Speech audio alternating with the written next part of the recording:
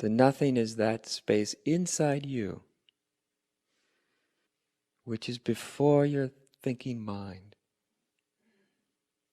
before your feeling, before your personality, before thought, simply before those things, not excluding any of those things, but before those things, there is a nothing, what I'm calling a nothing, a beautiful nothing. The nature of this nothing is silent. If you notice that your thoughts happen within silence, prior to thought is silent, after thought is silence, and if you're really feeling, listening inside, even during thought is silence. So the truth of you is the nothing. That's what I call the first fundamental realization, is getting your self-sense, your sense of self, out of its bondage to thought, so that you see you are not thought. Your thoughts are not your own. Thinking just happens. So to see it for yourself, in yourself, there is thought. There is the awareness of thought. Thought happens. It's not personal. It's not yours. There is thought, there's the awareness of thought. There is feeling. You may feel good at rest. You may feel anxious. You may be confused right now. You may feel very clear. And no matter what you feel, there is awareness of feeling. There is awareness of clarity, of peace, of anxiousness. There is awareness of confusion, awareness of clarity. Generally, all of our attention is focused, is adhered to what we're aware of. And so our attention never goes to this deeper nature of being, this deeper fact of prior to mind, that there is a nothing that's, its nature is awareness, its nature is consciousness. Everything that happens, there is awareness of it. Everything. Every thought, every feeling. The nothing is even prior to our entire personhood. Your feeling of being a person, being a human being, as wonderful as that is, as amazing as it is to have the experience of personhood, being a human being, there is also something prior and in the midst of personhood, your own sense of being a person. And prior to personhood is the vast expanse of no thing, silence. No understanding is necessary to recognize this that I'm speaking of. In fact, if you try to understand it, you think, what the hell is he talking about? Nothing? Aware? What a bunch of nonsense. If it's with the mind, it's very difficult. But what I'm speaking about, it's not in the mind, is it? If anywhere, it's more. It's not in the body, but it's more in the body than it is in the mind, actually. What is that in me which is conscious? The mind is a series of objects, mental objects that arise in consciousness.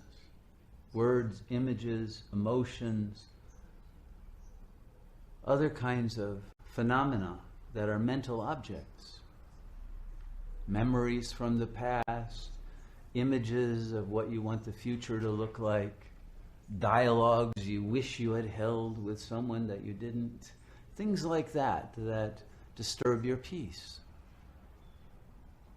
We want to leave that and ask, who am I? What is the consciousness when it has been purified of all of those thoughts and those disturbing emotions?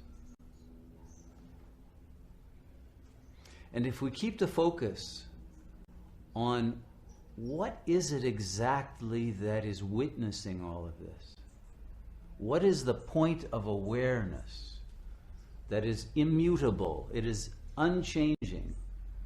The core of your being has not changed since your birth. Your body's gotten bigger, older, changed its form, your attitudes, your thoughts, your feelings may have changed, but that core of your being that witnesses all of it is unchanging.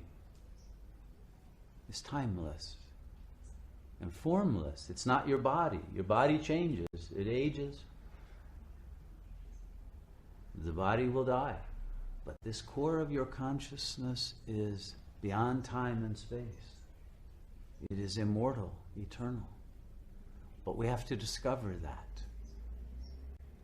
And we can discover it only by entering into the heart in silence and sitting, abiding as the real self, in peace.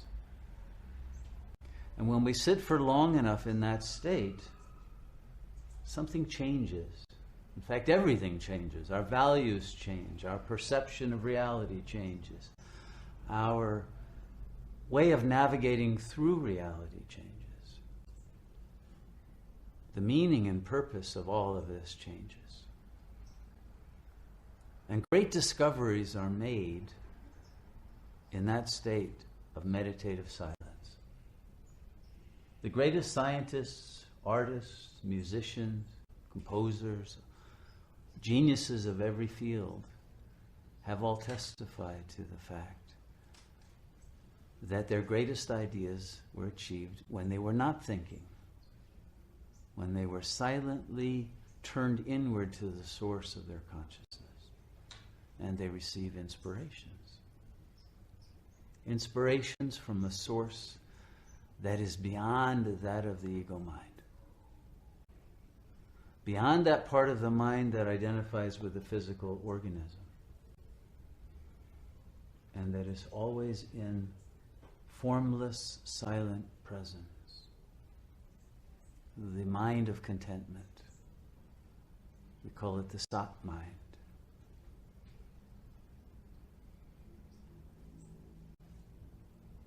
And the more that we sit in that mind, the more we receive the inspirations, the guidance, the wisdom, the answers to all of the perplexing problems of life that we couldn't find in books, we couldn't find in other people, we couldn't find in films or TV or any other sources of information. Not even the internet has the answers to your life's problems, even though many people are still looking there. So, why is it so difficult?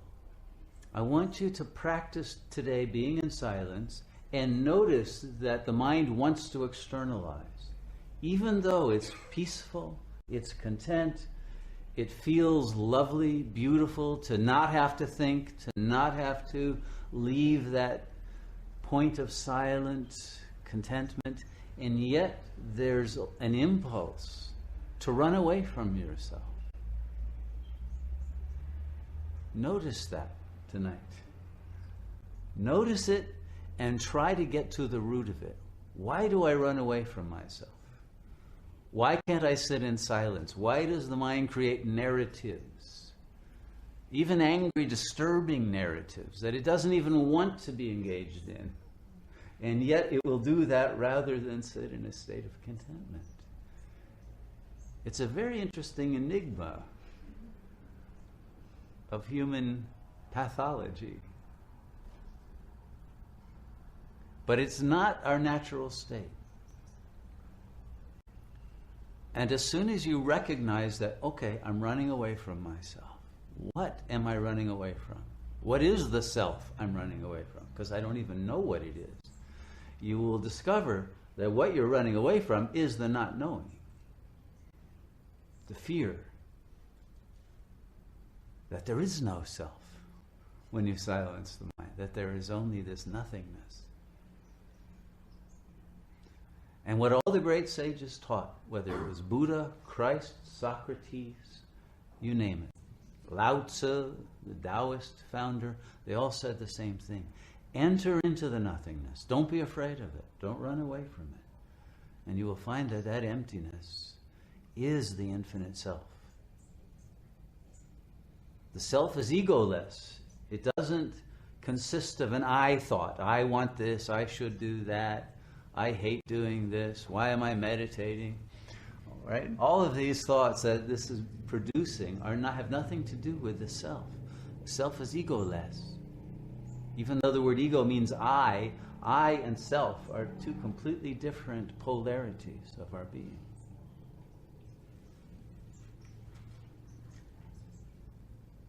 So abide in the egoless state for long enough that you counteract this impulse to run away back into the ego. And you will find that this is the state of grace. This is what all the religious teachers and the spiritual guides have said is the portal to the infinite, to the Buddha mind, the Tao, the God self.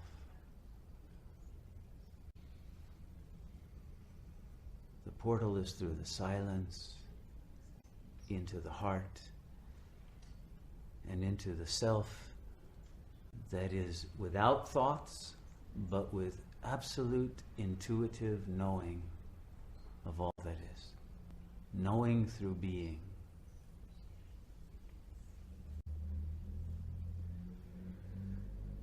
Do this meditation as a scientific experiment.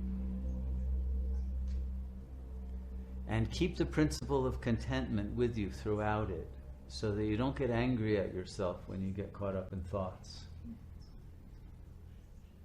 Accept that. Okay, back to silence. Keep going back into the heart, into the egoless state, and abide longer and longer in that state. And you can become the master over the mind tonight by the end of the meditation, if you want it enough. And even if you don't reach the total mastery, you will find that you'll be long enough in the silence that you'll get a taste of the bliss, the sweetness of the divine presence, the inner light, power of spirit that is within you. So if there's cynicism, if there's doubt, those are all products of the mind. That's a construct of your conditioning, your training, the scientistic mindset of our society. It's an ideological reflex. Find out for yourself by abiding in the silence long enough to taste the joy of pure presence.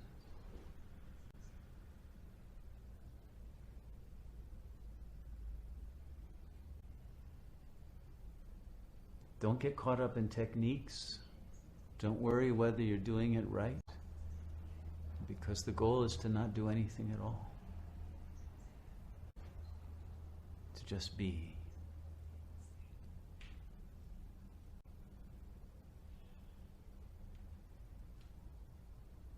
So let's enter into the path of self-discovery.